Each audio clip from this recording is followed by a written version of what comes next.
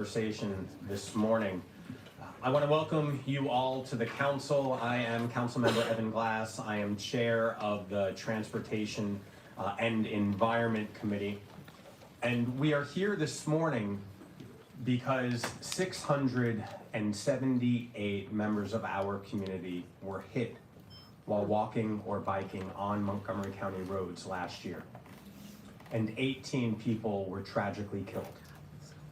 Those are our neighbors, our friends, our loved ones, our classmates. They're more than statistics.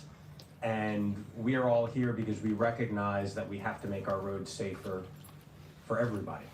And that takes an all hands on deck approach. And that is what you see here up at the dais. I'll share with you that while I am chair of the Transportation and Environment Committee, pedestrian safety is an issue that's been near and dear to me ever since I moved to Montgomery County more than 25 years ago.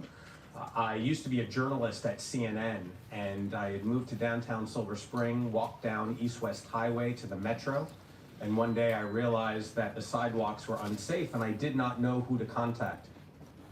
I know who senators and congressmen were, but I didn't know who my own council member was. And I worked with my neighbors to form a civic association, and we started working to make our sidewalks safer. And that is my political start. And so it is why when I first got to the council, I wanted to be on the Transportation and Environment Committee. And this is actually the 5th time I have held this conversation about road safety. And every time it gets more important, more people get involved, and it shows that there's even more work to do.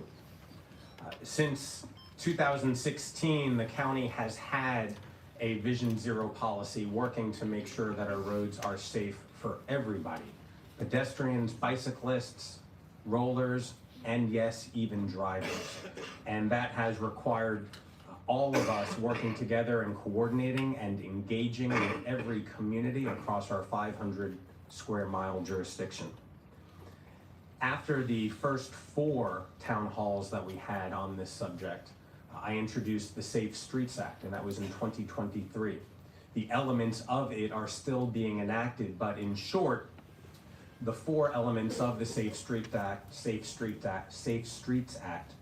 was to make sure that our intersections are safe for pedestrians, which means no turn on red in certain downtown areas, increasing the leading pedestrian intervals so that more people had more time to cross the street, increasing our automated traffic enforcement plan so we have more eyes on the road, and also making sure that we have reviews of our school walk sheds. God forbid a child or family are hit while walking to or from school. Those are the 4 elements of the Safe Streets Act, which was introduced and passed because of these conversations. And so I want you to know how important this conversation and your thoughts are. I just want to center it a little bit more. Just a few months ago, back in September, James Anderson, a 16-year-old who went to Wheaton High School, was killed on University Boulevard, walking in a crosswalk. And Summer Lynn, an 11-year-old who went to Wood Mill School, was killed while riding her bike after school. This is what we're talking about. And so while we are up here right now, the program will move us from this dais. It will move us into various rooms here in the council so we can hear from you. But first, I want to thank other partners who are vital in this work, who work across county and state jurisdictions to make sure that we're all coordinated in our effort. In no particular order, I want to acknowledge people who are here or have representatives here. 2 of my colleagues have sent staff here to participate in the discussion. I want to thank Councilmember Kate Stewart for sending Paul Ellis here, and I also know Councilmember Don Lutke has Aaron Kraut, who is here. I want to thank Delegate Jared Solomon for having representation here. I believe Tacoma Park Mayor Talisha Searcy is here. Town of Kensington Mayor Tracy Furman. We have council members from a number of our municipalities. Gaithersburg Councilmember Jim McNulty, Poolesville Commissioner Alan Hobbs, Councilmember Brooke Thomas and Sean Downey of Section 5 of Chevy Chase. I believe Diana Eisenstadt of Senator Chris Van Hollen's office is here as well. And then also we have a member of our planning board, Josh Linden, who is here. Lastly, before I allow members of the dais, those who are up here, to introduce themselves, I want to thank our partners, those who have co-sponsored this event and do this work day in and day out with residents and other community members. I want to thank the Washington Area Bicyclist Association, WABA, Greater Washington, Safe Roads Maryland, the Montgomery County Council of PTAs, Action Committee for Transit, Families for Safe Streets Montgomery County Chapter, the Coalition for Smarter Growth, Community Cheer, and of course the Montgomery County Department of Transportation. And so now I'm going to turn it over to everybody on the dais for a brief introduction of who they are, why they're here, and then we'll get to work. We'll start with Ms. Peckett. Hello, I'm Haley Peckett. I'm the Deputy Director for Policy and Planning at MCDOT. Thank you all for being here. I'm really grateful for your partnership as we work towards safer streets. My role is liaising with a lot of our partners at the state, county, and even federal level to focus on policies and legislation that can help make our roads safer. And I will be in a room with our SHA Administrator, Will Pines, to talk about coordination with state issues. Good morning, everyone. I'm Nima Upadhyay. I am the Safe Route to School and Pedestrian Safety Program Manager for MCDOT. I'm really excited to be here. So my role is to implement Safe Route to School projects and program, as well as I also work to review the classes around school walkshed and implement safety on high injury network. And I will be in room 1 with Safe Route to where we'll discuss about Safe Route to School. Thank you. Good morning, my name is Warren Jensen. I'm the Director of the County Police Traffic Operations Division. I've been with the County Police for 23 years. The Traffic Operations Division has the Collision Reconstruction Unit, the Central Traffic Unit, which is our motors enforcement, the Alcohol Initiatives Unit, Commercial Motor Vehicle Enforcement, and our School Traffic Safety Unit, along with automated traffic. I'm very fortunate to be able to focus on traffic safety as my full-time job with the County Police, and I will be with Nima in the Safe Routes to Schools room. Good morning, I'm State Delegate Julie Polakovich-Carr. I'm proud to be one of the state lawmakers that represents the Rockville and Gaithersburg area in our state legislature. And I also serve as Secretary of the Maryland Transit Caucus. So the state legislature's role in all of this is to make sure that we have strong state laws that protect everyone who's using our roadways, whether they're walking, biking, or driving, or riding in a vehicle. And on that front, I'm very proud to have been the sponsor of the bill, now law for several years, that set the goal of Vision Zero in Maryland. So that is our official goal, that there is no roadway deaths or serious injuries by the year 2030. And I'll note that although Maryland was the 4th state to adopt that goal, we really were following Montgomery County and the city of Rockville, among other local jurisdictions, who adopted that goal before we did at the state level. On a personal note, I am an avid bicyclist. Last year I rode more than 1,000 miles on my bike. I'm Thomas Taylor. I'm the superintendent of Montgomery County Public Schools, but more importantly, I'm a father of 5 and a county resident. I grew up in Montgomery County, and that is a critical part of my identity, and I'll be in room 1 talking about safe routes to school. Good morning, everyone. I'm Will Pines, Maryland State Highway Administrator. I want to thank so many individuals here for the partnership and collaboration on helping to promote safer roads throughout Maryland. We share in the goals of Vision Zero and Complete Streets, and have issued new policies of late to help promote that statewide. I'm joined by some colleagues who will be in different breakout sessions. We're here to participate and listen. And so I will personally be in room 2, but we'll have membership from State Highway in multiple other rooms. Thank you. Good morning. I'm Chris Conklin, Director of Montgomery County Department of Transportation. Just as a personal note, I'm a Rockville resident. I have 2 children, one who is driving, one who may be driving soon. We've lived in this community since 2008. I actually arrived in Montgomery County to work on improving the safety of our roads. I was a Massachusetts resident before that and helped the county revise its road design standards back then. They have since been revised several times since then, but have been engaged in the safety of our streets for everyone. Since I arrived here at that time, I've been with the county since 2016 and have been working on these issues for the entirety of the Vision Zero program, and wish we had much more progress to show, but I am proud of the progress we have made, and we'll share some of that in this room, room 3, where I will be during the sessions. Good morning. My name is Dave McBain. I'm the Assistant Chief for the Montgomery County Police Department. I oversee the Special Operations Bureau, which incorporates our traffic division, which Captain Jensen's already kind of broken down the various units within that division. I've been a Montgomery County police officer for 32 years, and I grew up in Rockville. I've lived here my whole life.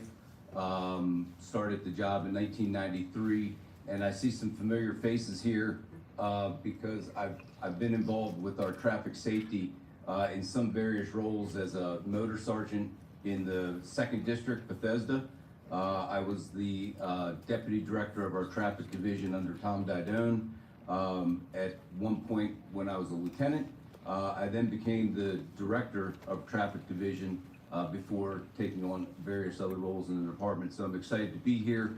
I'm especially excited to share some of the things that we're doing and our partnerships with Montgomery County DOT and the state partners, as well as Montgomery County Public Schools. So thank you. Good morning. Good morning, my name is Mark Terry. I'm with the Division of Traffic Engineering Operations, Chief of the Traffic Engineering Study Section. I've been with Montgomery County for 18 years. Before that, I was with the Maryland State Highway Administration. The Division of Traffic Engineering Operations takes care of traffic signals, traffic calming, safe routes to school, issues with parking, turn restrictions, all in the interest of creating safer roads and better conditions for traffic operations and pedestrian safety. And I really look forward to hearing what you folks have to say today, and I'll be right here in breakout room 3.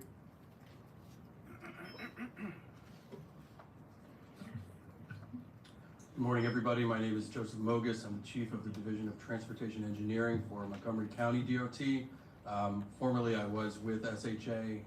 Prior to joining Montgomery County, I was the Senior Safety Officer, where I played a role in the pilot bike lanes on University Boulevard, the bike lanes on Old Georgetown Road, various quick build projects throughout the state. And now in my new role, I am responsible for the sidewalks, the bikeways, construction, property acquisition, planning and design, bridges, and the PRT program.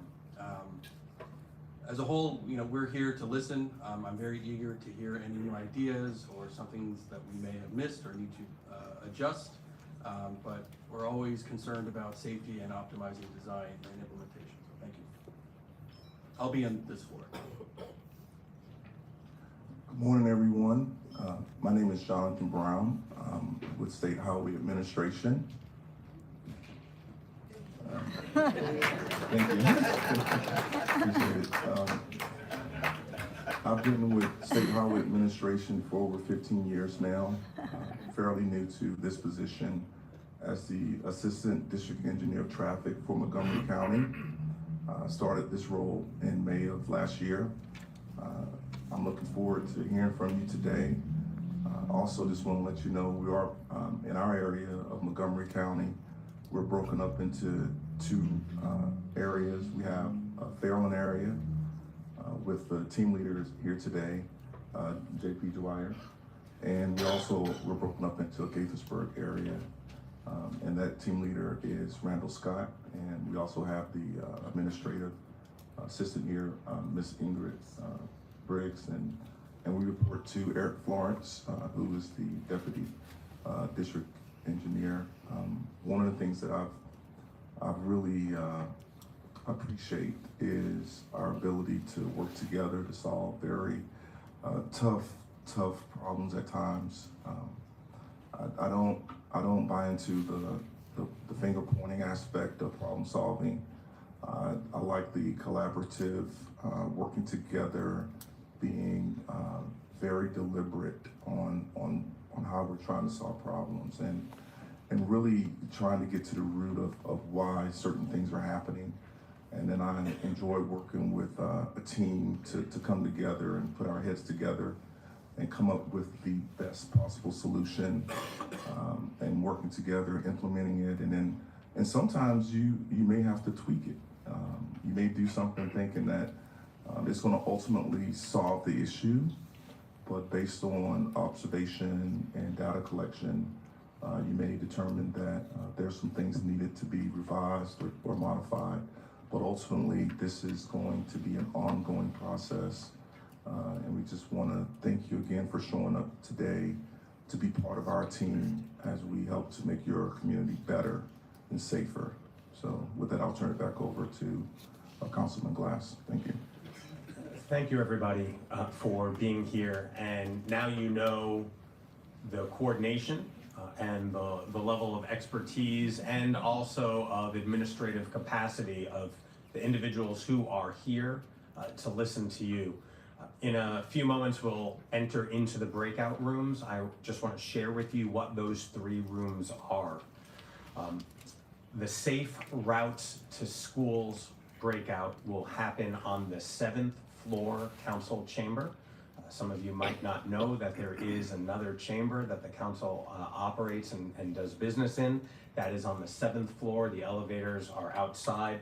That is if you're interested in children walking or biking safely to school, speeding and enforcement near schools, inaccessible sidewalks or dangerous crossings, or delays in implementing certain approved projects by schools.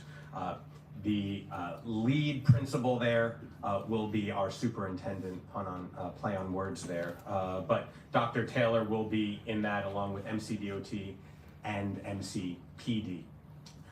The breakout room 2 is the State Road Safety and Infrastructure. That will be here. That will be in the 1st floor auditorium. For those of you who didn't know, there is another chamber where we sometimes do business, even less so. That is on the 1st floor. You can take the stairs or the elevator down. There are signs.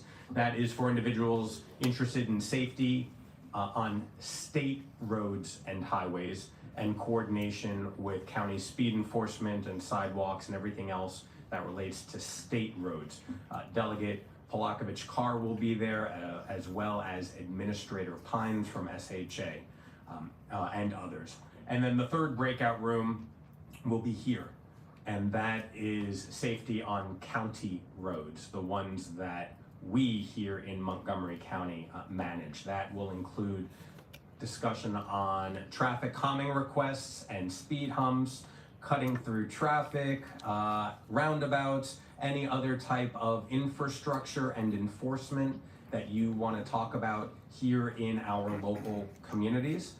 That will be led by Director Conklin and Acting Chief McBain, as well as others. I will say, there are no PowerPoint presentations in any of these discussions because we want to hear from you. And helping us navigate as we leave this room and start the breakout rooms will be my staff, who have dutifully been here helping coordinate this. I just want to give a shout out to my Chief of Staff, Valeria Carranza, and my entire team who raise your hands so people know who you are. I see Hope and Val and Shenda and David and Noah and Jonathan, who are here. They not only helped organize this event, but they take your emails and your phone calls and process that and make your roads safer. I couldn't do this work without them, and I thank them for everything that they do to make your neighborhood safer. So with that, it's about 10:30. We're gonna break up here, 7th floor, 1st floor, and here in 3rd floor. If you have any questions, find me, find my staff. Thank you all for being here and wanting to make our roads safer. I'll do the other one. I'll do state Interesting. It'd be interesting to see what part the county doesn't do right here. You can still make your point. Well, they will be the same on Yeah.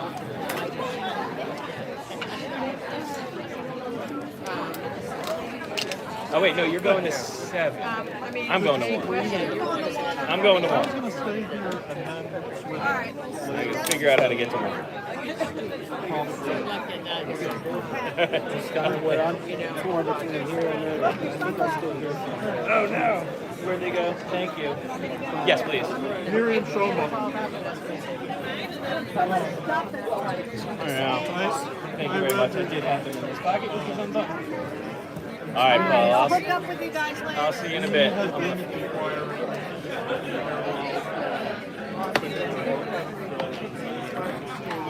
All right, Kathleen. I'll see you soon. Hey, how are you? You too.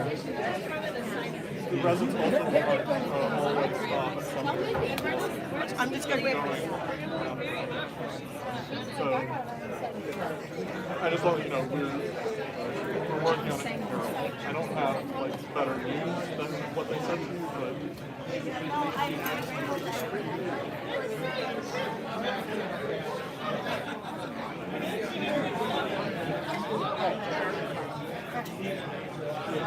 you should talk to Haley Peckett, who's the deputy director of policy. But she, I would talk to her. She would be. So she's not here. I'm guessing she's on 7. This is the county. All right, I'm gonna start here. Yeah, if I can't talk to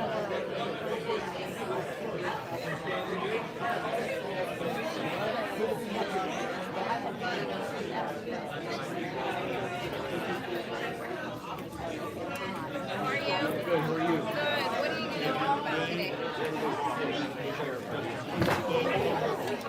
Good. What are you going to talk about today? We had previously been told that raised crosswalks don't need to be away from cars. I'm not upset, but render a judgment because what it falls under,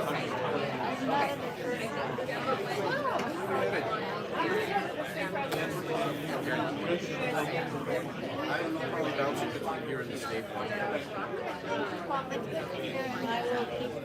I asked him, like, is it like, if it's going to open, I guess it's not.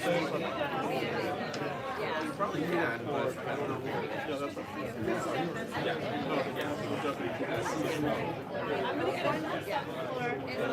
the chief of staff supervisor.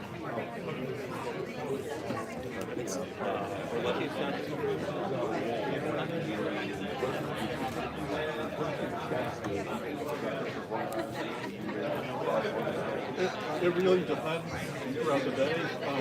Like, in our office, we split up by topics, and some of my topics include transportation, our topics are just, so I think, yeah. Okay.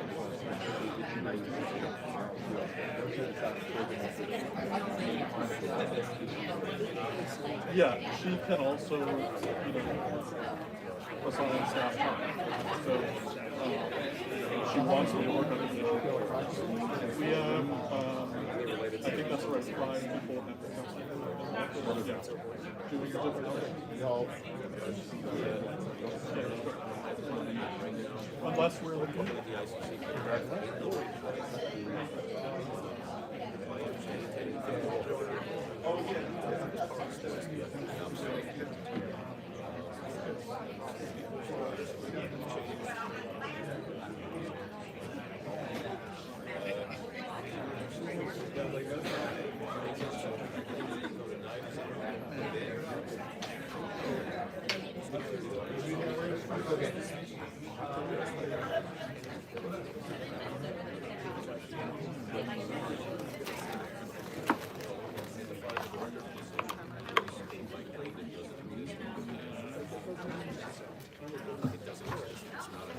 morning, everybody. We're going to get underway here in our discussion of county roads, county enforcement. In just a couple more minutes, we're going to let everybody filter to the room that they want to be in. So look for us to start at about 10:35, which is 2 minutes from now.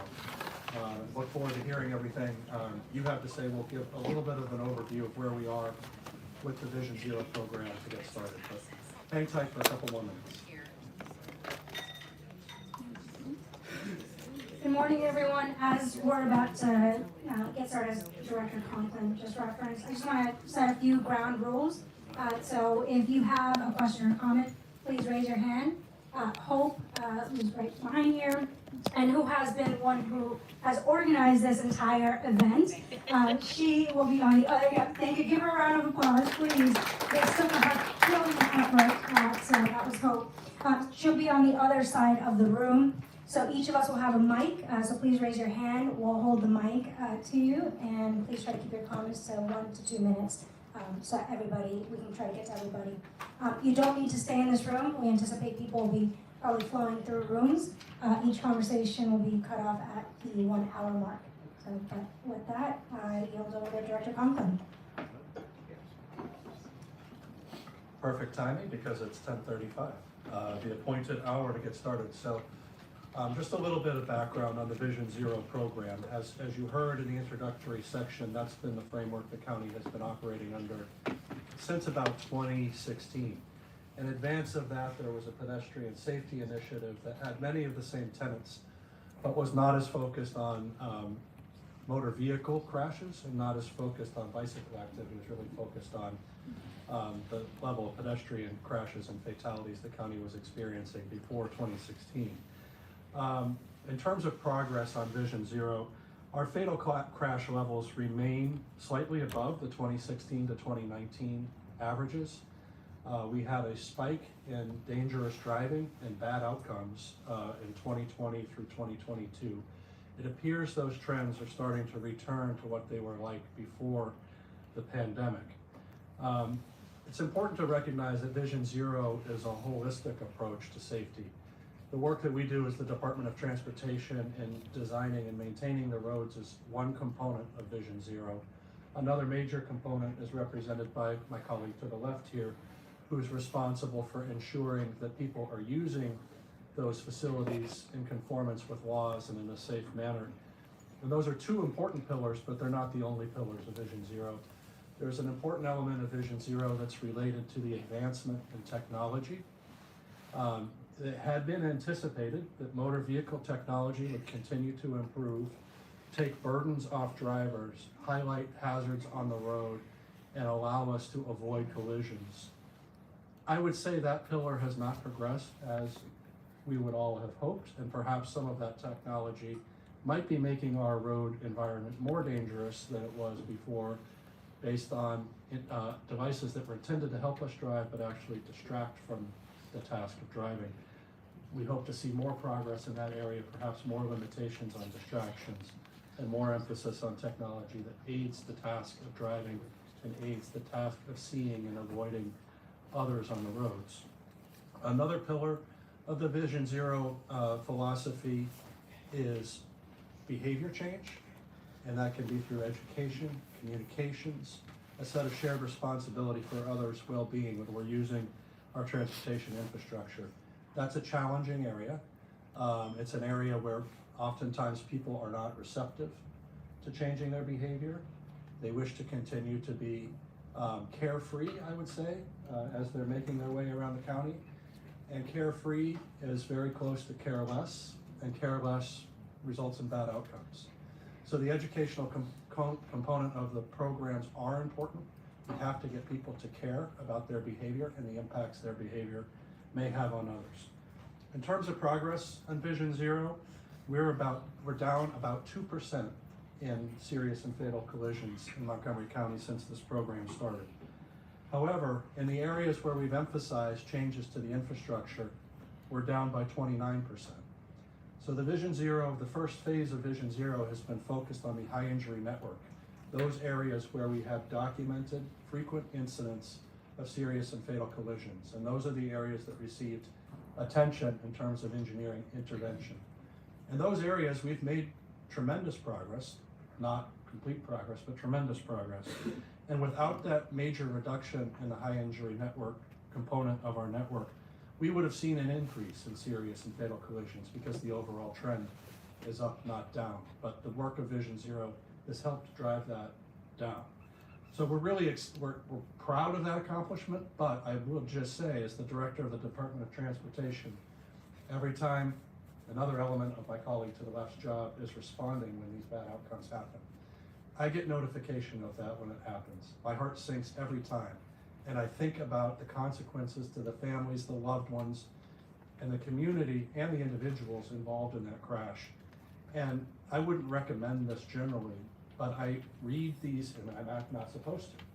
I read these reports to my family when they come in, because I feel like I have to share that burden, and I want everybody around me to appreciate the hazard that they present when they're driving an automobile on our streets. I hope that has some impact, but like I said, people don't always want to hear this, and it's very difficult. And comprehending the impact of those lives lost in our community, it is a heavy burden. And I just want to say that, to know that this is serious to us. We take it seriously. It's data-driven, and data-driven means you step a little bit away from that direct consequence because you have to make decisions based to put resources where the needs are greatest. And every one of those collisions demonstrates a need, but it doesn't necessarily demonstrate where the needs are greatest. So it's a hard intellectual exercise to process both the impact of these crashes, the sorrow that's associated with those crashes, and how you respond from an infrastructure management perspective. So it's very difficult to manage that as a Department of Transportation, but it is a major focus of our activity. I want to offer this opportunity. Wade Holland is not here today. He's the county's Vision Zero coordinator, and he's not here because he's coordinating the Vision Zero Youth Ambassador training exercise that's also happening this morning. But he wanted to make sure that you all know that we're in the process of revisiting the Vision Zero program and updating that for the next few years. So we've been working under a framework since about 2016, and we've done a bunch of self-assessment, and there's also opportunity for public assessment of the Vision Zero program and input on how we structure that going forward. A few things just to mention that have been accomplished. We have integrated Vision Zero activities in our capital projects. The flagship for that is the Veers Mill corridor, where we've merged the Vision Zero implementation with transit implementation. And we are also pursuing Vision Zero projects separately. So a major one of those that's underway right now is the Montgomery Village Avenue corridor, where we're making Vision Zero related investments in that corridor, and about 3 miles of area that have had a number of serious and fatal collisions over the years. We're doing the Safe Routes to Schools evaluation. Again, if you're interested in that, that's I think breakout room 1? 7th floor. 7th floor. And we have completed the reviews of 89 of the 207 schools and are following those reviews with improvements to the infrastructure and traffic controls around those schools. Other things that have been accomplished, we have been implementing between 5 and 10 miles of new sidewalk and bikeway on county streets and state roads for that matter every year. Last year we added 140 streetlights to county roads. We have 5 neighborhoods that have had speed hump implementations. There are 9 more planned for 2026, and we have 12 more in the queue after that. We have reduced speed limits on 60 segments of road every year, driving those speed limits down from a philosophy of what is the fastest reasonable speed to what is the safe speed for those corridors. We're not always meeting everybody's desires for those, but we're doing our best we can to match the environment to the safety needs of each location. We've installed 20 bump out and pedestrian crossing islands in the past year. And in mixed popularity, I recognize, but safety-driven improvements, installed 150 no turn on red implementations and 207 leading pedestrian interval implementations at the about 1,000 traffic signals in Montgomery County. So we're working hard, but the progress is of course slower than we'd like it to be, and we'd love to see the day when we can achieve that Vision Zero. So that's a little bit of a summary of where we are. I don't know, Acting Chief McBain probably has a couple of comments to make on behalf of the police department, and then we'll open it up for dialogue and questions. And to the extent we have answers, but mostly dialogue and questions from the audience. Thank you very much, Chris. Mr. Conklin kind of addressed this, but we're really talking about the 3 E's of traffic enforcement or traffic safety. At least that's the old school way that I kind of think of things, and sometimes that's kind of nice to take from what we've been doing in the past and incorporate it with the new technologies, new things that we're doing, currently and going into the future. But of the 3 E's, engineering, education, enforcement is a major part of the Vision Zero concept, but it is not the driving force, right? So I oftentimes associate the enforcement arm of Vision Zero as the stopgap, or the holding people accountable for the movement throughout the county, whether it be vehicles, bicyclists, pedestrians, while my partners at the state and county level DOTs look at different technologies, look at infrastructure changes and things like that. I don't want to go over it right now, but I'd be more than happy to talk about some of the numbers, some of the enforcement that we're doing in Montgomery County. And I will tell you that we've kind of gone away from how many citations have we written, and more or less we look at how many traffic stops are being conducted by our officers. We want to have a little bit of accountability for what we do each and every day, but it is always not about a citation. There's an opportunity to educate, to give warnings, to try to explain to people where they've gone wrong, or the mistakes that they've made. But then oftentimes, there's times that an enforcement encounter is a citation, and that does change behavior, and that's what the police department's role in Vision Zero is to change the behavior of people in the county, whether it be vehicle, pedestrian, bicyclists, scooters, and the like. For those of you who may not know, Montgomery County, we have 6 district stations. That's where the bulk of our officers are assigned. And those officers, in addition to running calls for service every day and doing everything that you could think that the law enforcement has to do, in between those times and in specific times during the day and evenings, they're encouraged and they're required to do traffic enforcement. But in addition to that, we have a centralized traffic unit, motor officers that their sole responsibility is traffic safety. And so maybe we're going to get into it a little bit, but I'd like to talk a little bit about the deployment of these motor officers, what they do each and every day, and how they do their work throughout the county. And several years ago, we started really focusing on data-driven enforcement. Like where are we going and why are we going there? We started, at least in MCPD, we started using the term purposeful policing. What's the purpose? Why are we in a certain location? Why are we focused on a specific intersection or a specific stretch of roadway? And what we really came down to is there's got to be purpose. It's just not about going out and writing tickets, right? It's about being seen, being able to stop people, educate, and yes, sometimes enforce. And we've really kind of done a really good job. We had got a little crazy there through COVID, where we really pulled back from traffic stops in general. But I think all of the country went kind of crazy then, right? So we a lot of things changed to include our ability to do traffic enforcement. But just real quick, a comparison from 2024 to 2025. In 2025, these motor officers, this one single unit, conducted 6,000 more traffic stops than they did last year. And for 2025, approximately about 15 motor officers conducted 19,389 traffic stops. So I think what that says is not only are our patrol officers out and about and conducting traffic stops, but we have a unit that is highly effective at being visible in our communities and conducting stops and holding people accountable for their actions.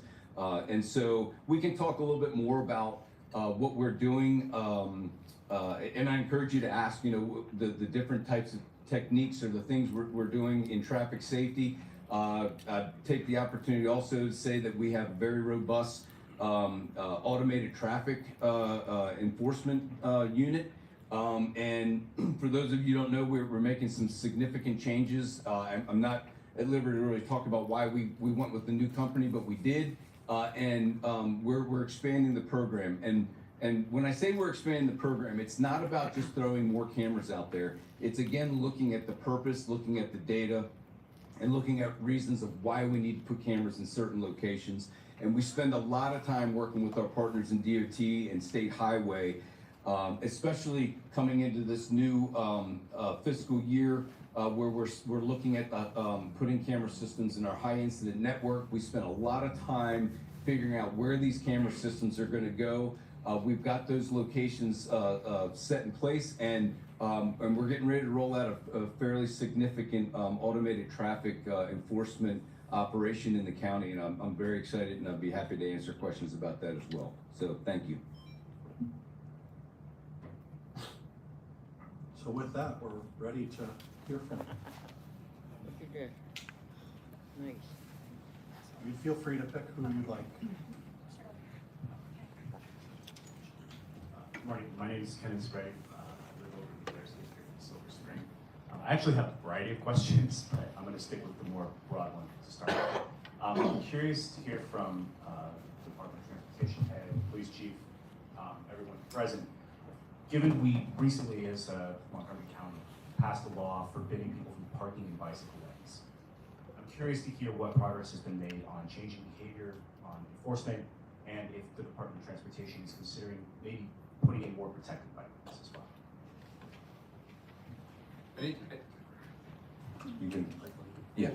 Just the very tail end. What would you finish with? Putting in more protected bike lanes. Okay, I'll let Mr. Conklin or these guys talk about more lanes. Two-part question. Yeah. Yep. As far as the enforcement's concerned, so unfortunately, this is how a lot of the things we talk about in law enforcement right now. We have to accept the inevitable. We're down 180 police officers right now, right? I'm not making excuses. I'm just saying that we have to prioritize our responsibilities for our patrol officers, for our motor officers, and we have to knock down things, violent crimes, crimes in progress, and things like that. When it comes to the parking in bike lanes, most of that responsibility falls on our district patrols, so calls for service. So if there's a car that's in violation, call the non-emergency phone number 311 or 279-8000, and our goal is to get out there and to enforce that, to move the car, get it out of the way. That becomes increasingly hard depending on time of day or night, and calls for service that are pending, and so we have to counteract that with specific. So at each district station, there's a traffic complaint officer, right? And so what we try to do is we try to identify hotspots where we see these violations, and we kind of keep a roving check on these locations just to see, if we can knock it down before the call comes in. But basically, other than the traffic complaint officer at the district station, that's just not the one person at the district. They assign out these responsibilities to officers, but most of the enforcement or most of the things we do with the parking in the bike lanes comes from community-generated calls for service. I can speak a If little we bit. can, if we can circle back after for follow-up questions, we'll do that, but let's try to get through the first round of everybody first. Dr. Conklin, do you want to point to people on either side and we'll alternate? It's easier if you just approach the okay, folks all that right. you have seen first. Hi, I'm hoping that this is the right forum to bring this up, but I have two sons who recently started driving in the past 5 years, and so they've gone through the process of getting their driver's license. And as an avid cyclist, I asked them questions about the testing that they did. I was wondering, has there been any discussion on having part of the driving test and the questions and in the driving out on the street while they're being tested? teaching them about bike safety, but not teaching them just about bike safety from a biker's perspective, from a cyclist perspective, and from a driver perspective, so they can see different, you know, they need to know that a cyclist becomes, what is the right word? Becomes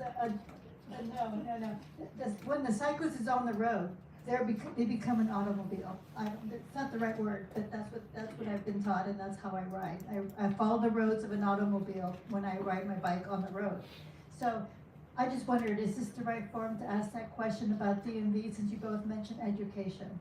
It's not exactly the right forum. The Maryland Motor Vehicle Administration maintains the testing and education materials for licensure. I know there's material about cycling in the driver's education material. I think most potential licensees probably don't read that information. I know this because I forced my younger daughter to read it. And and she fought me vigorously. She said, nobody else has to read this book. Why do I before I enroll for my permit? I said, because you do. Otherwise, you're not taking the test. But in that, there was information on the shy distance and giving 3 feet to cyclists. There was information about cyclists' rights and responsibilities on the road. There was information about how to interpret cycling hand signals. It's probably not as robust as it could be. We're happy to share this with Chrissy Nizer, who's the MVA administrator and maintains that information, to see whether there's additional information that could be included in that material. If you have specific ideas, we'd be happy to hear from you. Traffic ops at Montgomery County, Maryland.gov is the best place to get that information to us. Mark is actually the person who receives those inquiries, and he can, if it's not related to county traffic, he can help us direct it to the appropriate agencies. Thank you. Hi, Peter Gray.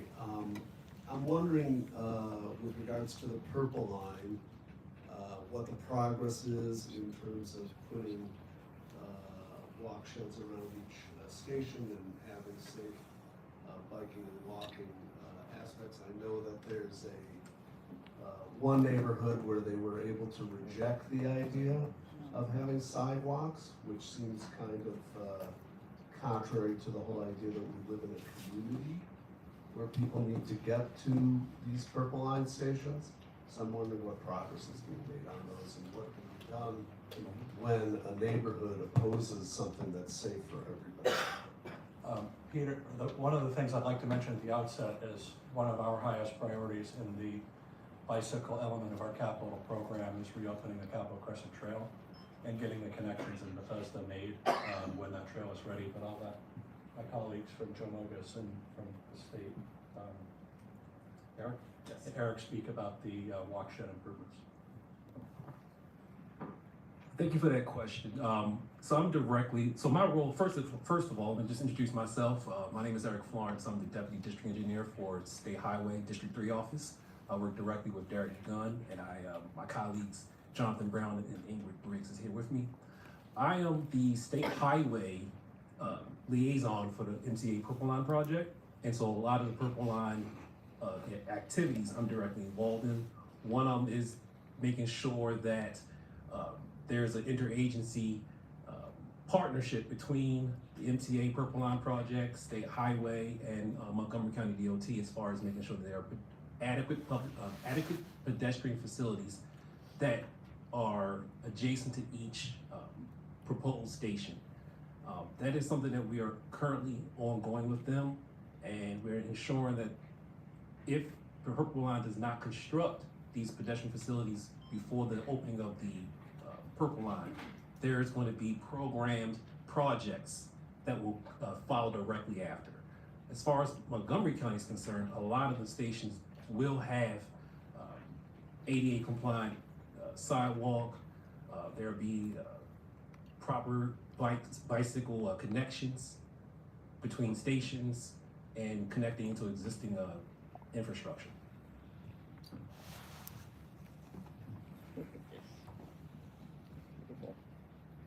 First, I want to say thank you so much for all that you've done, because I know that it's not an easy effort. I'm a mom of someone who had a bad outcome, but it was the best outcome for a bad outcome. My 11-year-old son was hit by a high school driver who was late for school, and my son was riding his bike. We live 7.7 miles from his middle school, so he bikes to school every day. Enforcement, as you mentioned, Mr. Navay, is definitely, I think, very important, and we're advocating for that. It's very slow. I want to thank you. We got from 25 down to 20 miles per hour on our street, but we don't have speed bumps. We don't have sidewalks. I live 5 minutes from our elementary school, our middle school, and our high school, and it's not safe for my kids to walk and bike to school. We've been told that sidewalks will not come until the pedestrian is actually struck on our street. We have an incident report that shows that at the intersection of our street and the street going in front of the elementary school, a pedestrian was struck. My son was struck at a four-way intersection. And so struck, collided, whatever you want to call it. His bike and a high school car collided. And so I'm just very concerned. I'm lucky. I'm sitting here today with a smile on my face looking for the solution. I'm not one of the moms that had to attend a funeral and bury my child, and I don't want that to happen. So I would love to see how we can work together to speed up the enforcement. Yeah, so just to respond to you a little bit. So we rely a lot on automated camera systems around our school, and we're doubling down on that, and you're going to see these camera systems come online. And in fact, we're so kind of focused on our schools as far as speeds of vehicles and things like that. That these are not portable systems that are going to go in. They're fixed systems. They're just constant. They will forever be at these locations that we've selected. And so I think that goes to show you that our schools need to be a safe zone, and vehicles need to slow down. And I really think that for those of you I'm sure people are very aware of this, but graduated fines have come into play. So in the past, where all citations for all speeds, whether it was 12 over or 40 over, it would be a $40 citation, and so now we're in a graduated situation, and I think that's going to serve well for not only our schools but the system altogether, to include our high incident network. But I will also tell you that a lot of our focus, if a camera was rotated out, or if we didn't have a camera at a specific school because we still need to do evaluations, we have motor officers that work in the mornings and in the afternoon for arrival and departure, and we try to focus on those times of the school where we'll have an officer that's highly visible, and that officer may not stop a single vehicle, but they're going to be out in front of that school with their lights on, and they're going to be highly visible as a deterrent. And then when the need arises, they will make stops. But we're hyper focused on these schools. Can I just one Sure. I live one street parallel to the school zone. Yep. And what's happened with Google Maps is all of the high schoolers and all the parents that are late for school Yep. know that they can go down my street. And Yeah. There's not going to be that officer. There's not going to be that speed bump. There's not going to be that camera. And so the Teslas, you were talking about technology. I have a hill. Yeah. In a Tesla, you don't even have to have your foot on the gas to go over the speed limit. Right. And all it takes is striking one child. Sure. And it's between 7 and 9 a.m. Like, if you patrol that 2-hour window, it's really 30 minutes when high school starts, there would be a significant risk mitigation that is in place then. And I just request, a dialogue on that, because we're literally one street away, but Google Maps says, hey, use that street. Right. So prior to my assignment as assistant chief, I was a 3rd district commander down in Silver Spring. We dealt with I don't even know where you live, and it doesn't matter, but Schindler off of New Hampshire Avenue was a cut through, right? And we recognize that. I was able to take technology, put down there without anybody really knowing, and monitor not only the speeds of vehicles, and sometimes it's not the crazy speeds or a lot of people speeding. It sometimes is a speeder, right? And so sometimes we try to address that speeder with a letter, or actually going to the home and having a conversation with the young driver. But something else we do when, I opened up with, that we have staffing issues, right? And we have to be smart about how we deploy and when we deploy. Well, not only am I tracking the speeds, but I'm also tracking the times at which we have problems, right? And it kind of paralleled our rush hours, right? And so instead of having an officer sit out there for a point of time in an 8-hour or a 10-hour shift, we can hyper-focus on when are the most vehicles going through that neighborhood and why, and then just hyper-focus on those times. So that's something that we're doing. We've got a question over here. Hi. Oh, sorry. I am sorry. I want to say I'm a bike rider and was a bike commuter to downtown Washington and Crystal City for decades. I want to say I think the lower speed limits are really making a difference. I think more people are kind of accepting them. And I think that's a really positive thing. I think one thing that has changed is that attention to good driving habits, and for that matter, good cycling and good walking habits, has deteriorated. And I don't know what can be done about, I believe you're required to stop before you exit a parking lot, even if there isn't a stop sign. Is that true? Yes. Okay. You're at least, yes, but you're at least responsible to yield to the right of way. But really, you should stop, right? I mean, it's a stop thing, that's what I was taught, 50 years ago. And that might not be true, but that kind of conscientious behavior is what we really need to encourage. And I thought, one thing that, well, never mind, be helpful. Another thing that has changed dramatically, and there's not, I think, a whole lot the county or the state can do, is when I was a bike commuter in the early days, there weren't tinted windows. And at an intersection, you're near a cyclist, you sort of look over, does the driver see me? Are they nodding at me? Okay, things like that, those little cues are really important. And I think Maryland still has something that says you can't have tint on the windshield and you can't have tint over X on the other windows. I don't know why that isn't enforced, but that would help pedestrian and cyclist safety.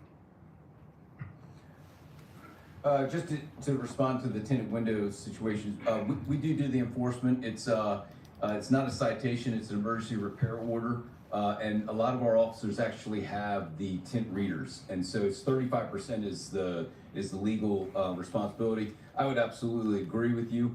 Oftentimes I tell pedestrians and bicyclists, when you're crossing through an intersection, make eye contact with that driver to make sure everybody knows who's coming. And you bring up a very good point, but we do a lot of enforcement through the emergency repair orders. When we do issue the orders for these cars, the driver's required within 15 days to fix that. And so we're going to continue with those efforts in enforcement. Is the windshield, can the windshield be 35%? You're correct that they're different. It's 35% wouldn't be for a windshield because that would be too dark. So I don't know exactly what the tint levels are for the front and back, but you're correct. I agree with what you say. Even new cars? Correct.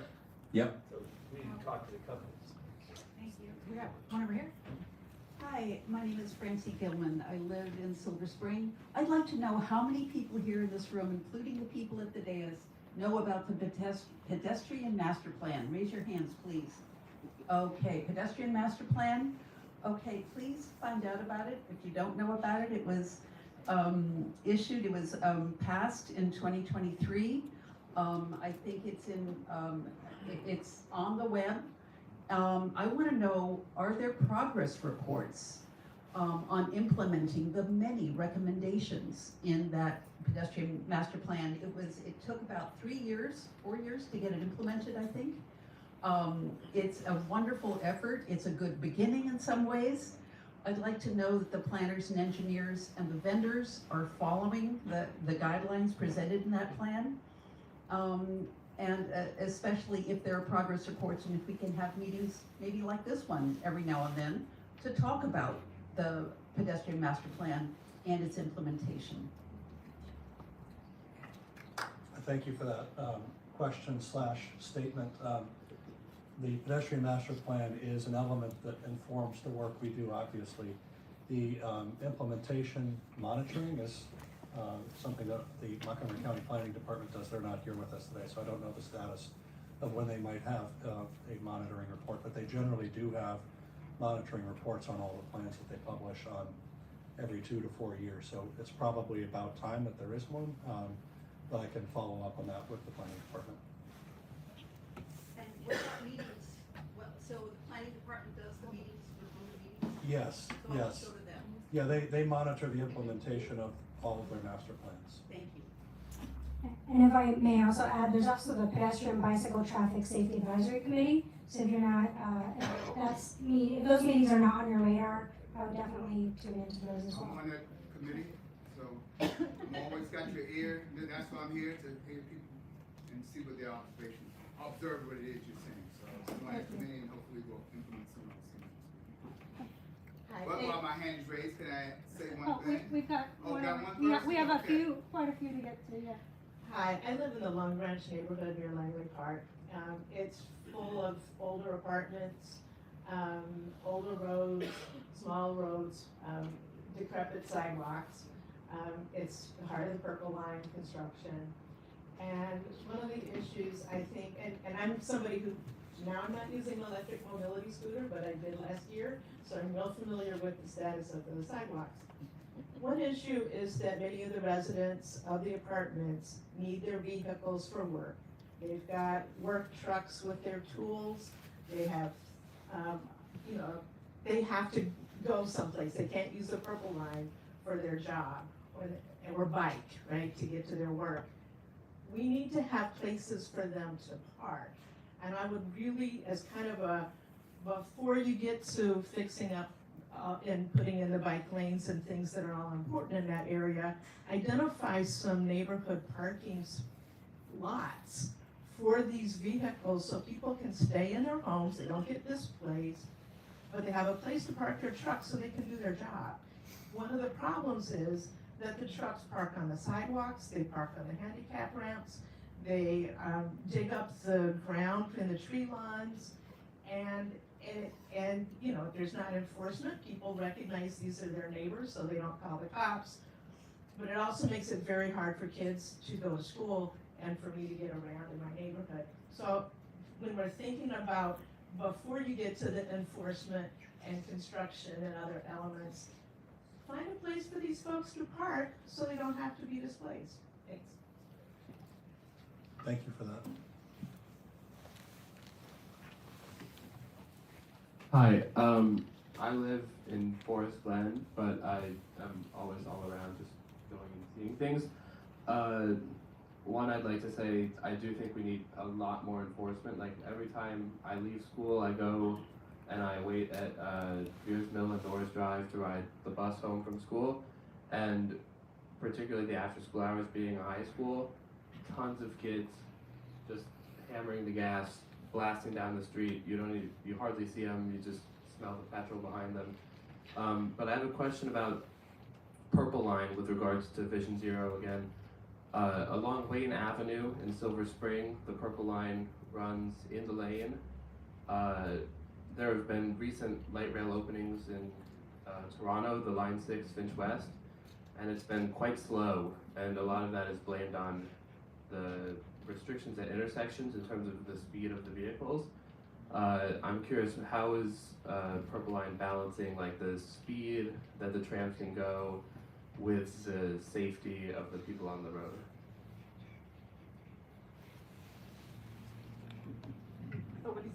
Hey, so as somebody who sits in on a lot of Purple Line meetings, the interesting thing when we're talking about the Purple Line coming through Montgomery County is responsibilities, right? Who's responsible for what? We have similar memorandums of understanding with Metro Transit, right? So Montgomery County Police Department is responsible for certain areas around a metro stop where the transit police are responsible for on the platforms and on the rails and in the trains. So we're developing a pretty robust memorandum of understanding with Maryland Transportation Authority. They're going to have responsibility around the train systems and you know where those at the speeds at which those trains go. I think they, you know, again, being on the outside looking in and not having somebody here specifically to answer for the Purple Line or Maryland Transportation Authority, they're looking at the data about the speeds in which those trains travel. There's no doubt that one of the major concerns is that we have over 1 million people in Montgomery County. We're already trying to navigate vehicles, bicyclists, and pedestrians, and now we're adding a light rail, right? So it's complicated, and our goal is to find the happy place where everybody can kind of work together in a safe environment. So I would say, without, you know, I can't speak for them, they're definitely looking at the rates or the speeds at which these trains are traveling to make it kind of an assist for everyone that is you know, kind of affected by the Purple Line coming through Montgomery County. And I just, as an early stage of the Purple Line, the places where that's running in roads, those roads were transferred to the state. So at least the same entities control the road and the train. Do you have something to add, Joe? I just wanted to add that, you know, there is a signal progression model. The light rail vehicles will not be exceeding the posted speed limit or that of free flow traffic along the corridors. You know, the typical signalized intersection restrictions apply along with the ADA upgrades. So I'm not sure that there is anything to be concerned about as far as light rail vehicle operations along the roadway. Great. Yes, Jerry Chow, Durham resident. I grew up in Rockville, father of 4 young children. Director Conklin, I've had a chance to meet you before on a hot summer day outside of Durwood. And then I believe Chief McBain, you were there as well. So I just have 2 questions real quick. A quick one for Chief McBain. The question was, you know, for the camera enforcement, it sounds like you've identified them. Are you going to release those locations anytime soon? And then the second part, a little bit longer for Director Conklin, is, you know, like the long-term vision of, you know, Vision Zero and some of the plans for, I guess, the master plan, I guess you would say. Would that be through you, or is that through a broader discussion with SHA? I know some of the changes made with, you know, the speed limits. We appreciate all that. I think they actually made a big difference dropping the speed limit along that high incident corridor. But I'm looking now at this Vision Zero documentation that came out a couple weeks ago, and I'm seeing in our stretch of residential area, there's 2 times as much traffic going through Mid-County Highway to Krabs Branch. That's largely residential. And all that traffic is coming from Mid-County just to get to the ICC or get to the metro station. How can we get MA3 prioritized so that that traffic is bypassed so it doesn't come through our neighborhoods? And then the second part of that is, they're talking about developing Lake Forest Mall. That's like another, what, 1,000, 2,000 residencies? And then there's another proposal to the county council to develop Clark Spring more, and you guys canceled MA3. So how does that square up? That's all I'm saying. So 2 parts. I know it's a little bit long. I think the quick one is the easy one for Chief McBain and then Director Conklin. Thank you.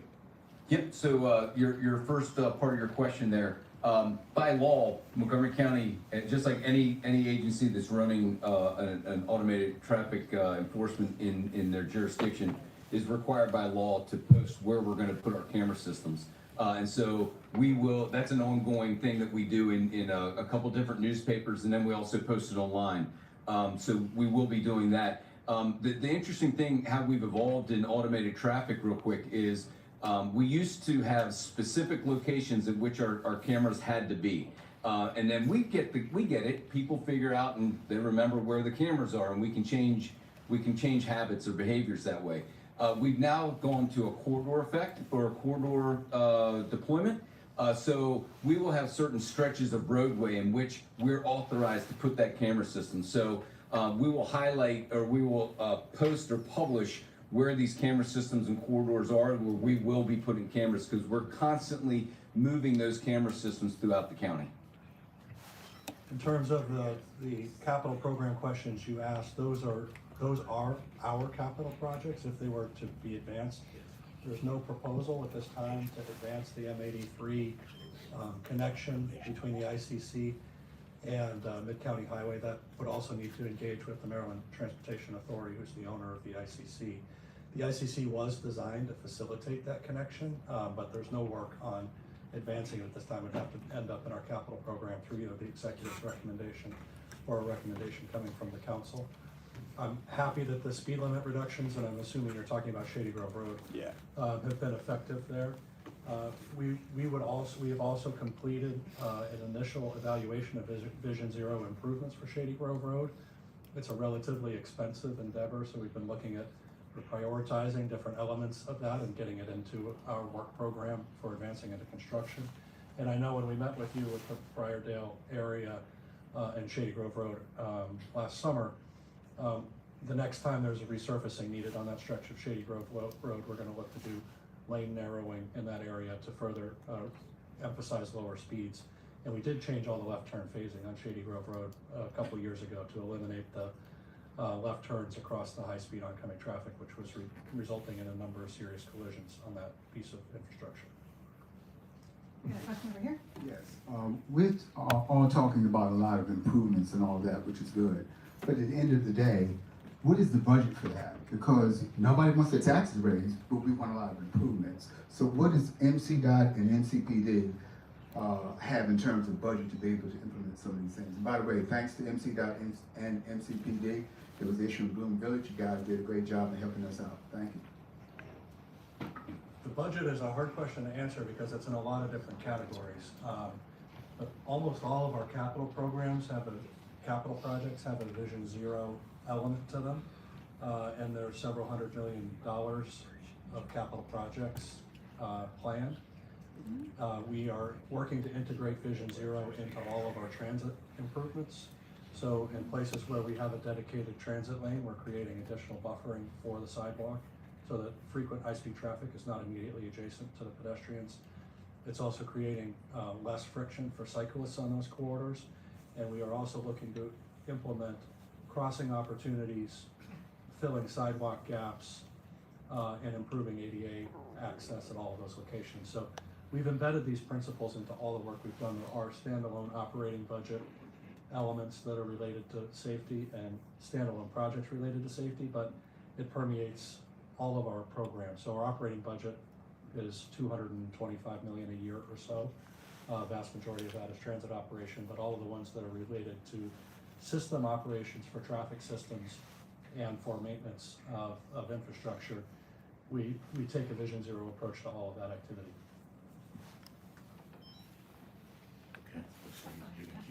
Hi, my name is George Carlisle. I live in Up County. I have one comment and I have one question. In Up County, we have a lot of cars that drive around without their lights on. This is becoming more and more of a problem. The question that I have is, I wonder if we have enough lighting in Montgomery County. I think this is a chance to redesign the lighting with maybe motion detectors that use less energy, that draw less on the county's power grid. I do not believe we need lighting 24/7 in our areas, in all areas of the county. So those are the comments I have.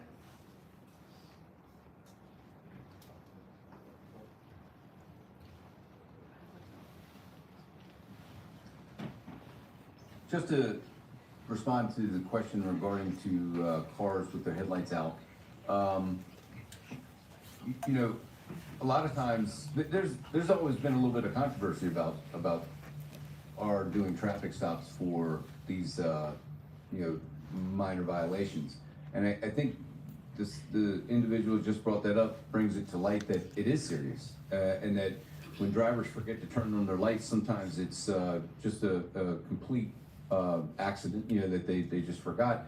But a lot of times we identified drivers driving under the influence of alcohol or drugs. And so we actually stopped quite a few cars and tried, want to have a conversation with the driver to make sure he or she is operating the vehicle safely, but also just to get them to turn them on. So it's something that we continue to enforce, and we will continue to do that. In terms of street lighting, we recently published new street lighting guidelines in coordination with the planning department so that new roads and new development areas will have a uniform standard of lighting. And we focus our streetlight implementation in areas with high pedestrian activity and an equity emphasis areas, both from a crime prevention and a pedestrian safety focus for those areas. We don't have widespread lighting retrofits going on in the county, but we try to focus it in areas where the need is identified as the greatest. I've got a question here. Thank you. My name is Stuart Frybush. I'm the Safety and Security Representative of the North Farm Citizens Association. We're just east of I-270, just north of Montrose, 262 homes. And Montrose road safety has been a big priority in our neighborhood for a number of years. And I just want to pick up on two themes that Chris. Can you lift up your microphone, please? Yeah, two things. One is reduced speed limits, and the second is automated traffic enforcement, which go together. We've been trying to get the speed limit on Montrose reduced to 35 miles an hour, frankly, primarily because that would qualify for speed cameras under Maryland law. MCDOT says, no, that will make that road less safe. We see your speed limits being reduced all over the county, everywhere, and somehow it's not less safe on those other streets. We've also been in touch with the automated traffic enforcement unit about getting red light cameras, particularly at Tower Oaks Road, which going westbound is just before you get to I-270. People see the ramps, it's a downhill stretch. They don't want to stop for no stinking stoplight. What we get from Mr. McNichol is, well, it's been like Lucy in the football. We've been asking since 2020. We've gotten nowhere. And to me, there's not kind of the level of communication between MCDOT and the police department that there should be. MCDOT did a speed study. They found about 1,000 cars per day in each direction exceeding 50 miles an hour. We pointed that out. And the MCDOT response is, talk to the police department. Well, automated traffic enforcement is the most cost-effective means of enforcement. Operates 24/7. And you don't have to tie up your officers in safety stops because there's no shoulder there. And if you did it westbound, you'd probably get some runners on the 270. Then your officers have to go to court. And it would frankly pay for itself. But we haven't gotten anywhere. Now, we have gotten one speed camera because of St. Elizabeth's School, and we appreciate that very much, and it's a good start. But, I think we expect more from MCDOT talk to the police department about enforcement. That's their job, not ours. I've seen that correspondence, and I agree we need to follow up with you on that. Hi, my name is Mindy Baden. I live in Albany. I'm one of the unfortunate parents. I did lose my son as he was crossing the street. It was my understanding when James Anderson died, the speed camera had been taken away and the neighborhood was asking for the speed camera to come back, and it wasn't there when he died. With Summer Lim, it was my understanding that people were asking for a stop sign. None was put in, and then after she died, now there's a stop sign. I know in Olney we have a street where the residents are complaining the cars are just speeding, and they requested speed cameras. A study was done. They found that not 85% of the cars were going over 12 miles an hour over the speed limit. That seems to me to be like an impossible metric to achieve. And I wonder why more weight isn't put on the residents of these communities. They know the speeds the cars are driving down. They see this every day. It just seems to me that more import should be put on what the residents are saying.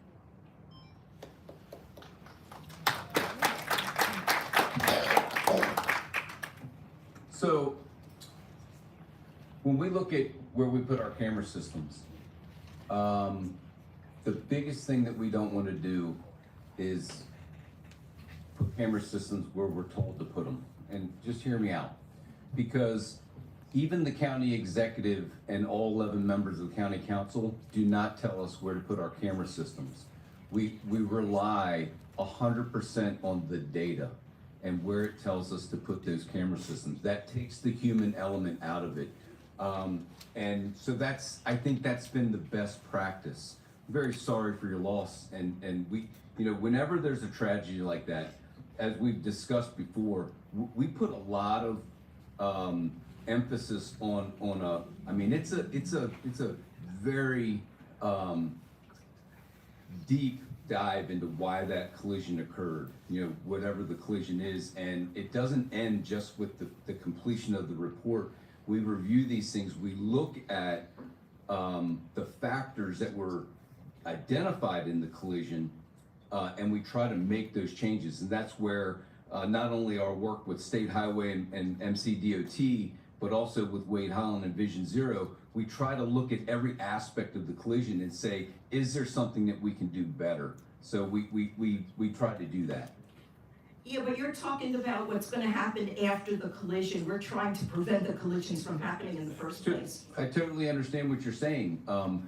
And we try to, when things are identified and people say, you know, I said it before, a lot of times people think that they have a speeding problem. Sometimes it is a speeder problem, or sometimes we get out there and we put systems to monitor the traffic, and we do rely on the 85th percentile right now. And it's just it's a good practice that's used across the entire state, and quite frankly, with National Highway Safety.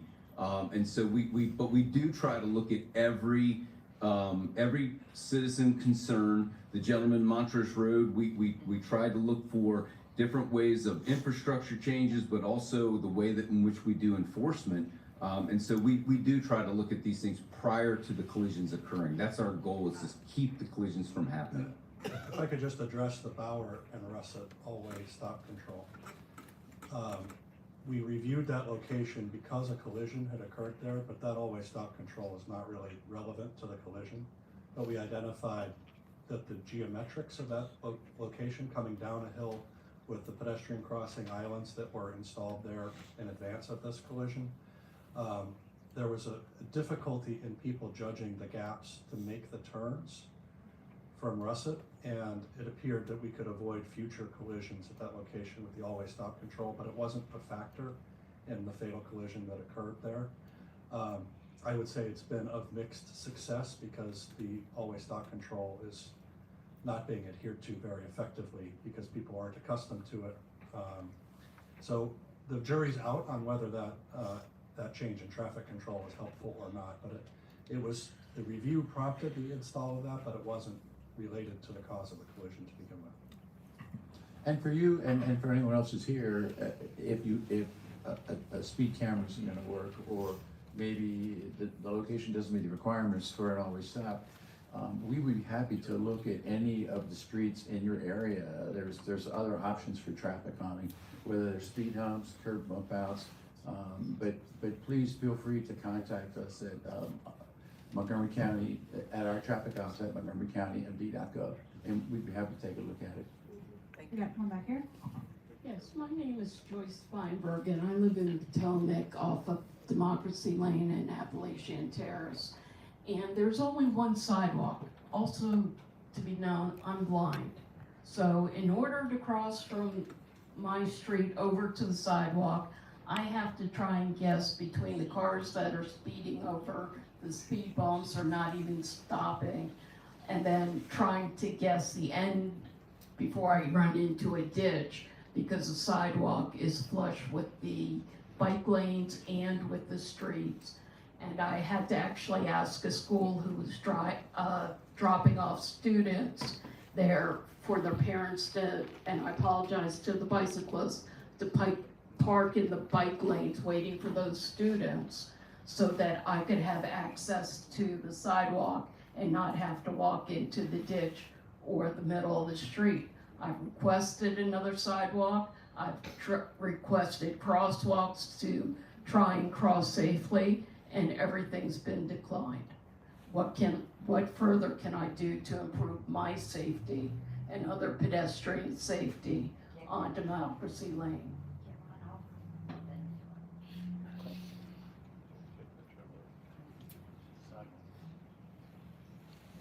I'm sorry, you said Democracy and where? What was the intersection? Democracy Lane and Appalachian Terrace. Okay, so in my division of Transportation Engineering, we receive ADA requests, sidewalk requests, and other pedestrian facilities of that sort. So I would suggest that you either connect with me after this meeting, or try to navigate your way to that website and submit that request. But I will personally follow up with you today to see what we can do to address that. My name is Joseph Mogus. I'm the Chief of the Division of Transportation Engineering. Thank you all so much for being here. My name is Erica Hutko, and I grew up in Montgomery County, and I am now raising my children in Flower Valley in Rockville. I had to write this down so I can keep track here. This is my home, and what I'm sharing with you today reflects failure to protect the people who live in it. In May of 24, my 12-year-old son was sideswiped by our neighbor in our cul-de-sac. He already had moved to the grassy area after recognizing that the driver was distracted, taking the very safety measures that we teach our children. Despite that, she drove into the sidewalk in the grassy area while she was using her phone and struck him anyway. The county response was not immediate. It was not immediate safety measures or enforcement, and not urgency.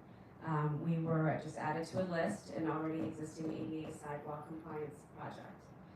In October of 2025, my son then lost his classmate, Summer Lynn. A child in this county lost her life. And once again, my son was left trying to understand why preventable harm keeps happening to children in the very community meant to protect them. So Montgomery County has committed Vision 0. So this policy recognizes traffic deaths and serious injuries are preventable and unacceptable. Zero vision means that the loss of even one life is a failure, not a statistic. These are not isolated incidents. They're also unavoidable. They're not unavoidable, excuse me.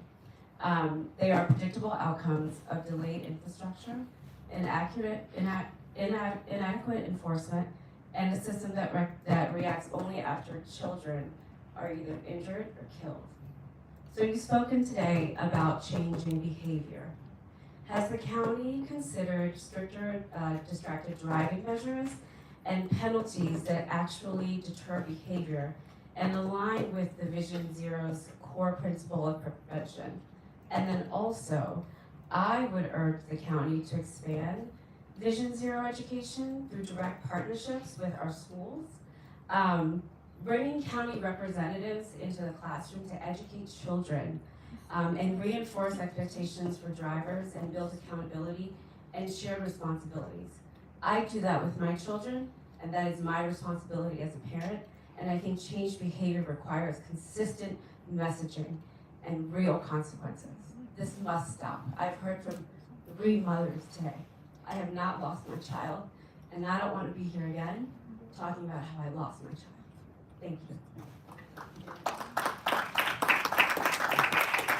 Thank you for those comments and suggestions. I will mention that we are kicking off a new approach to the Safe Routes to Schools education program in cooperation with public schools.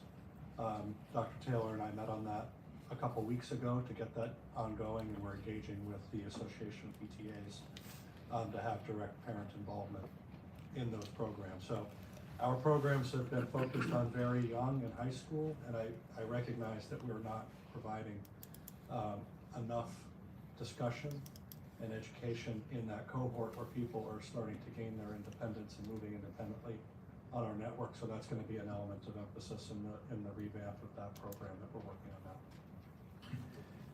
From a police perspective, in regards to the distracted driving that goes on in this county, which is incredibly harmful. Last year, Montgomery County Police Department, along with Wade Holland from Vision Zero, introduced legislation at the state level to incorporate distracted driving camera systems throughout the county. We did an extremely robust pilot where we were just capturing data of the number of violations that we saw for distracted driving in the county. The numbers were horrific, and unfortunately, Annapolis chose not to incorporate that legislation into our laws. So I would say that if you're passionate about that, I do believe that distracted driving camera systems can help us not only in intersections and roadways throughout the county, but also in our central business districts where we have pedestrians that are struck as well. So I would encourage you to reach out to not only your council members, but also to your state legislatures to, because we're trying to get that across the board and do that in the county. I have to admit that several years ago, when automation was coming around, I wasn't a fan. But over the last 10, 12 years that I've been involved in traffic safety, it is the only sustained saturated enforcement that exists. It supersedes what our officers can do, and it's an incredible supplement to our overall enforcement. So we're kind of hell-bent about trying to get that technology into the county. We're gonna wrap up in about 10 minutes. I got a question over here. My name's Zach Klein. I'm an Aspen Hill resident. I live less than 800 feet from where Summer was killed. On that day in particular, I was on my weekly jog and was passing students as they exited Wood. And minutes later, coming back down Bower Drive, witnessed the parents holding the blanket around Summer as she lay lifeless on the ground. Something I'm never going to forget. It's been in the works and on the books years, the Montgomery County Master Bicycle Plan to have separated bike lanes on Bower Drive and Russet. I can tell you when the kids get out of school, there are sidewalks on both sides, but they are flooded with the volume of kids. And there's also parents that are parked on the shoulder as well as residents that have their cars parked there. And my question to you all is, what is the concrete timeline for funding and planning separated bike lanes on these two roads? Thank you for the question. So the bicycle master plan has about, at the time, this is 5 or 6 years ago, so it's at least 40 to 50% more, it had about $6 billion of projects identified. And they're identified in tiers of priority. I don't believe that's a tier 1 priority project. I recognize the benefit it would provide, but we are slowly working our way into the tier 1 projects based on the overall investment capacity of the county, which is in the neighborhood of $300 million a year across all capital areas, so including schools, public facilities, transportation. So it's hard to get those projects into the pipeline. If you're interested in that project, and I'm sure others are too, it's helpful for you to advocate both with us and with the county council for prioritization of a particular project like that. It doesn't mean it will move into the program, given all the demands on that program. But without that voice coming from the public, in addition to whatever the agencies might recognize, it's unlikely to make it into that plan in the near term. Hi, my name is Jacob Goodman. Since I moved back to the area, I've been splitting my time between Falls Grove and Rockville and the Kentlands and Gaithersburg. I grew up here, in the Rockville-Gaithersburg area. And, despite we see that Falls Grove and the Kentlands are these islands of walkability, connecting them to other parts of Rockville and Gaithersburg in Montgomery County, we see numerous accessibility and road safety concerns on Great Seneca Highway, Key West Avenue, and Shady Grove Road, to name a few.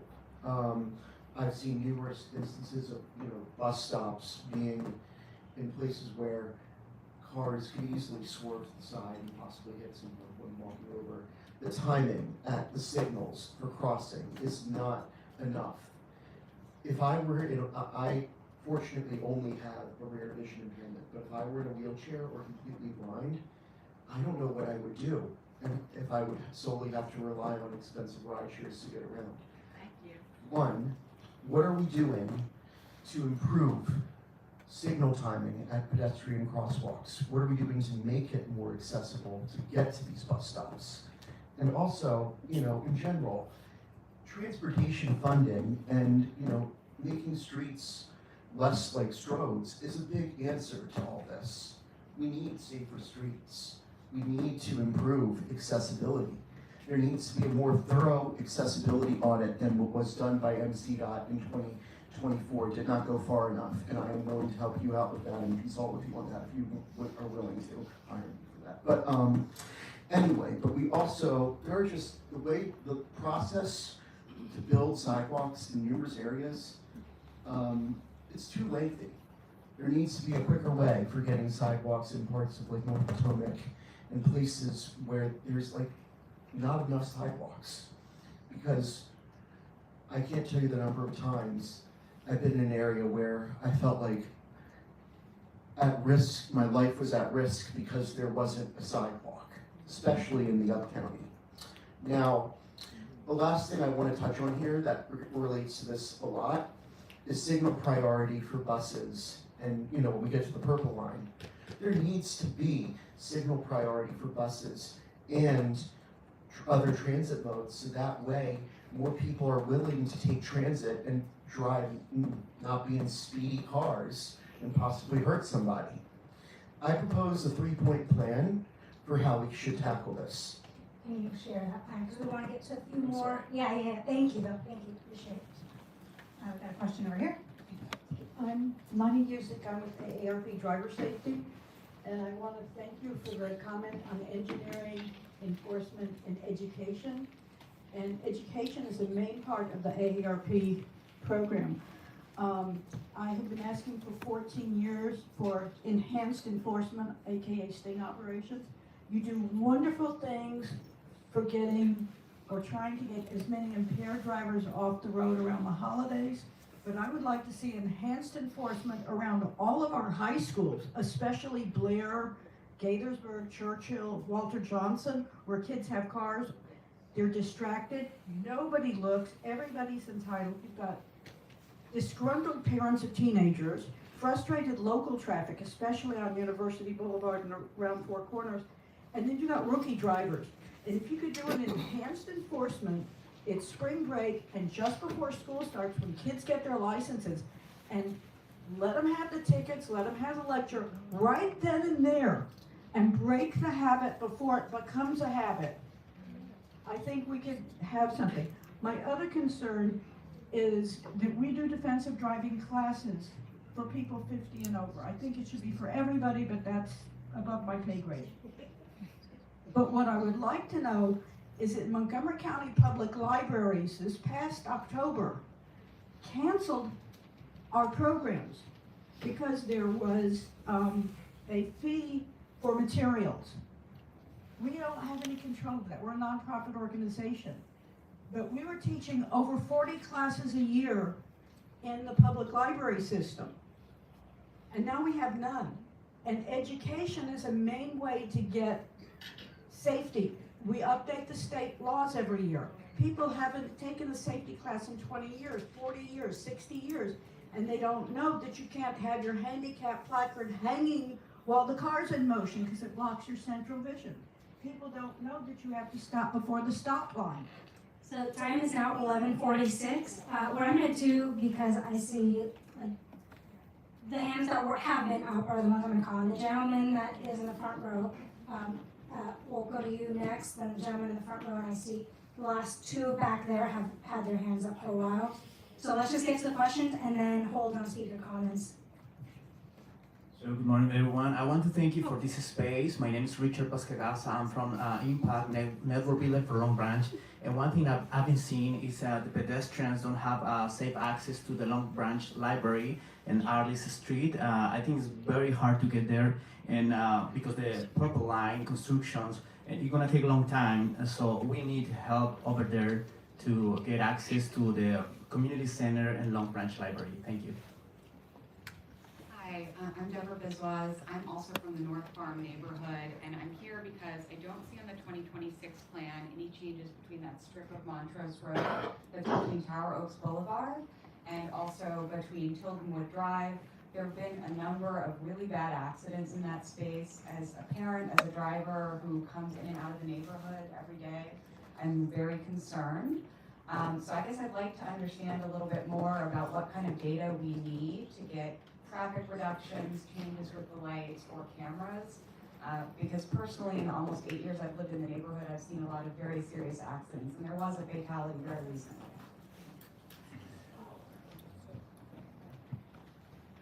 Good morning, and thank you, and I'd like to say thank you after 31 years ago that I got hit at Montgomery Village Avenue and Clubhouse Road. You put in a no right turn. Only took 31 years for us to get it. First of all, I would like to thank the gentleman over here to the left talking about those of us who are pedestrians. As a blind individual, I want to know why these APS signals are halfway down the block. The arrow is to point to the crosswalk, not halfway down the street. Why are the signs upside down that are in Braille? Why is it at Bethesda and Woodmont? Does the Bethesda, I'm crossing Bethesda, it says it's Woodmont. It's not Woodmont. I am president of American Council of Blind Maryland, and I am president of the Capital Area Guide Dog Users, and we are very upset. These bike riders, still doing it, they gotta cross in front of you. Hit my friend's dog, because the guide dog walks a little ahead of us. I was crossing Muddy Branch and Diamondback. Here comes a bike rider. I can't stop laughing. He fell, as he should have, because he should have crossed behind me, not in front of me. He went over the curb. I'm blind. My dog told me where the curb was. He had vision. He had no clue where the curb was, apparently, because he ended up lying flat on the sidewalk. Now, that's happened 3 times in the last year with bike riders. Now, as far as you all and our APS signals, why are they not on? Why are you turning them off continuously? Why at 6 o'clock or 5:30 in the morning when you go out to get to the bus, why is the caution light on so you can't go out to get the early bus to go to work? Why? Because cars are flying back and forth because they can't. The red light isn't on at red, green, and yellow. You're not functioning then. Those lights should come on at 5 a.m. all over the county. Please don't answer because they're empty. All your responses are empty for all of us. Could you let us know what those locations are, please? We'd be happy to take a look at those. And here's the deal. Those of us in the National Capital Area Guide Dog chapter for ACP, we are very happy to go out there and work with you. I've been doing some of this for Vision Zero. We're very happy to go out there and work with you because obviously you're not paying any attention at all. And Mary Beth over here, who is a mobility instructor for those of us who are blind, when you said that you fixed that Braille sign at Woodmont and Bethesda, you didn't because she went and checked. It's upside down, inside out, and backwards. So you didn't, so why tell me? So we'll have the panelists follow up directly with you on that. So we've got 2 last questions, and then we'll go ahead and wrap up. It's 11:51, just for everybody's time. Hi, my name is Shanika Whitehurst. I'm a resident of the city of Gaithersburg, also president of Action Committee for Transit. My question for you all is, what we're dealing with, particularly, there are a lot of questions around safe schools. I live right off of 355 between 355 across from Gaithersburg High School. So, right, there's a Wawa, there's there's a bunch of lights that go up and down the road. The problem is, when you're dealing with 355, that state highway that's going, we got 4 lanes on both sides. You have 8 lanes of traffic. I see people running through the middle of the roads in between the traffic lights all the time. There's been a number of serious accidents that's been in that byway, but I'm more concerned about the kids of the Gaithersburg High School, the kids at Summit Hills Elementary that have to cross these roads. And some of these streets don't, as a number of people pointed out, don't have sidewalks. So I dropped my son off at school. You can see on Muncaster Mill over there in Durwood, that kids are walking literally on the side of these sidewinding roads. And that's a problem. That there's no sidewalks by a school, that's a problem. And if we are going to have the roads safer, One, we see all this housing, all this building that's going on. How is there not with the developer or whomever, making sure there's crossing blocks, making sure that there are those safety, those speed calming things that are put in when they're building, when they're already building. Because there's a lot more housing that's coming, a lot more people that's gonna be walking, a lot more pedestrians, a lot more kids. So, I mean, if there's a way to widen the school zone even further from a radius perspective and just drop the speed limits during those timeframes. We know when drop off and pickup is. And I see kids, regardless, high school, middle school, crossing the roads where they're not supposed to. And people literally are not paying attention. So, thank you. Thank you, this will be our last question. So hello, how are you? Alright. So pedestrian safety issue is something that I'm very concerned about. That I sometimes stay up late night with the friends at the bars, and yeah, that's a problem because it's getting really dark. And every time when I cross through the pedestrian safety walk, some of the drivers just ended up pass through me. When even the signal walk was allowed for me to walk. This is the big problem because every time there's like careless drivers that does not pay attention. If they see people crossing through late night or the evening, this is the main problem. But not just the pedestrian safety issue. I can hear a lot of drivers drove very loud with loud engine late night because that's the big problem because we can see some people driving way too fast, even in the evening, because walking the pedestrian safety in the evening, this is a big risk. This is what happened because I live at the Main Street apartment in Rockville, in Mono Street, and there's a sidewalk that is from Rockville Station to Mono Street, where I live at the Main Street. This is the busiest road I've ever seen, and some people are there driving extremely fast. That's a problem. Okay, so we'll go ahead and have the speakers now close us out. Thank you. Well, I want to thank everybody for being here today and engaging with us on this. As we mentioned, if there are specific locations or concerns like we heard about with the APS, we have notes on that, but please feel free to send them to that email address, trafficops@montgomerycountymd.gov, and we will follow up on those specific concerns. Director Conklin, sorry, can you spell, because I've had questions about the email. Traffic, TRAFFICOPS @montgomerycountymd.gov. And we can follow up on those specific issues or concerns at specific locations. I also want to highlight to everybody again the opportunity to provide input through Wade Holland, the Vision Zero coordinator, on the update of the Vision Zero strategy that's underway now. I imagine he'll have some press releases and draft documents he'll be able to share for people to review and comment. And I want to thank everybody for their polite engagement with us, listening to us, and we've listened to you. And the continued involvement of our community along with the people here at the dais representing the various agencies, we can make the progress that we're hoping to in reducing the serious and fatal collisions towards zero on our roads. Thank you. Thank you.